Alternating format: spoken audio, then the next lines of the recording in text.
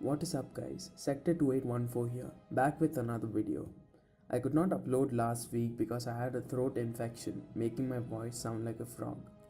I got to see Aquaman almost 10 days before its release, on the 12th of December, and I have held myself back from any sort of reviewing, but finally I am here with a review for Aquaman. I will also be watching the Titans finale tonight and upload a video tomorrow. Hopefully I will be able to review Batman number 61 too this week. I loved it by the way. I am having a little bit of trouble dedicating time for YouTube. Maybe I might even review Justice League number 14, who knows. Anyway, I digress. The first part of my review is going to be spoiler free.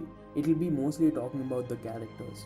The second part of my review will be talking about specific details of the plot, what I have problems with, so on and so forth. So without much further ado, let's get into it. As soon as I walked out of the movie theater for Aquaman, I was smiling like an idiot and had a sore throat from all the cheering and shouting I did during the last 30 minutes of the movie. Yes, I was going nuts. For the most part, I was very quiet. I was trying to judge it from a neutral point of view. But in the last 30 minutes, the DC fanboy in me woke up and started losing its shit. Let me tell you that Aquaman is a damn experience. It might as well be the best DC movie in this decade, second best of all time after The Dark Knight. If you aren't watching this movie because of any sort of bias, I would request you to keep your bias away for 2 hours and 22 minutes and as much as the ticket costs you in your local theater and go watch it on a weekend. You will not regret it. One thing I would say is that given the choice between Spider-Man Into the Spider-Verse and Aquaman, I would definitely go for the former. That movie is probably the best Spider-Man movie ever. And I'm counting Spider-Man 2, which has been the best Spider-Man movie for me before this. The movie runs for around 2.5 hours and honestly it doesn't feel like it at all, except for some parts in the middle where it feels a bit draggy. WB let Wan do his thing and he absolutely knocked it out of the park. Credit where it's due, the VFX team for this movie killed it, seriously. I've probably not seen a movie with CGI this great, even Infinity War.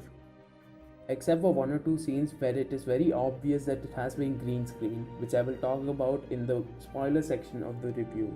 The effects look very realistic and natural. Can we talk about Jason Momoa? When he gets his original Aquaman suit, I absolutely lost it. Especially in one of the scenes towards the very end of the movie, which I will talk about again. He's the perfect blend of serious and fun.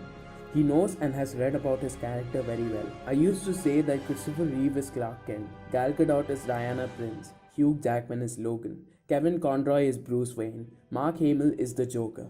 Today I can say that Jason Momoa is Arthur fucking Curry. You can clearly see that he is having fun with his role while delivering it brilliantly.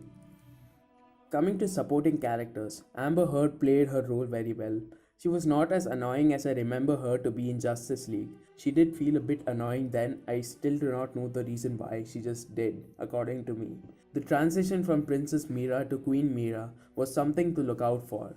She went from a dainty princess to a queen who took her own decisions for the greater good of Atlantis soon after she met Arthur. She was a really good female lead role. Speaking of female lead roles, Nicole Kidman's Queen Atlanta is something to look out for. Granted, she gets lesser screen time in the movie than expected, but she plays a far more important role in the movie than I expected too. Black Manta. Anything I say about the character will not do justice to it. Absolutely stunning, everything starting from the suit to the character development. It is made very clear as to why he hates Aquaman so much and also about his intentions. All I can say without spoiling much is that I look forward to seeing him again in a sequel. Another villain for the movie, Orm or Ocean Master, he does get the title and the crown, played by Patrick Wilson, is really well done. I especially love the dialogues written for him because when I think of Orm talking, it is very much how Patrick talks in the movie. Scenes involving him will certainly be one of the scenes that stand out.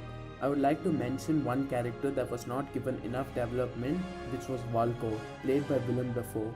He is supposed to be the damn chief scientist in Atlantis and plays the role of a vizier the whole time, loyal to the throne. This kind of bugged me while going in because I thought they were going to lean heavily on the Throne of Atlantis storyline, which they did, but if you have read it, you'll know that Vulko plays a very important role in the story. You know what would be hilarious? If in the sequel, Dafoe comes on screen and says, I'm somewhat of a scientist myself. Before you continue, let me warn you yet again that I will definitely spoil the whole movie for you if you continue watching. The soundtracks were nothing less but epic. I'm currently listening to them while writing this out. It just makes me relive the entire movie all over again. The relatability of the soundtracks to the movie is unbelievable. Rupert Gregson Williams really worked hard on this and it paid off. I've covered almost all points relating to characters in my spoiler free section of this video. The moment where I fanboyed the most was when Arthur jumps out of the water at the very end and says, I am Aquaman. I absolutely lost it when the scene came in. This is the Aquaman we need. This is the Aquaman we deserve. To hell with the Super Friends jokes. Aquaman is a badass character and he deserves to be portrayed like one. He has unique telekinetic abilities by virtue of which he can talk to fish, which was the running joke about Aquaman. But they certainly took that joke well and ran with it, which I love. In fact, they made it an important part of the movie when they made Arthur talk to Kraken. I forgot the name of the monster. Anyway, the monster didn't pay much attention to Arthur before he communicated with her. This made it an important part of the movie. King Atlan has certainly chosen well. Speaking of, I loved the flashback sequences to when Atlantis hadn't sunken yet. It showed us what a technologically advanced civilization Atlantis was and is. Honestly, the part of the movie which screams James Wan was the part when they went out to the trench. The trench creatures were perfectly depicted and animated by him. It was, of course, his home turf of horror. Probably my favorite part of the movie was the entire sequence in Italy. It showed us Black Manta with his entire gear. Gotta say, Amber Heard looks absolutely gorgeous throughout. My favorite part of the sequence was probably the wine scene in which Mira controls the wine bottles and drowns the Atlantean commander in wine.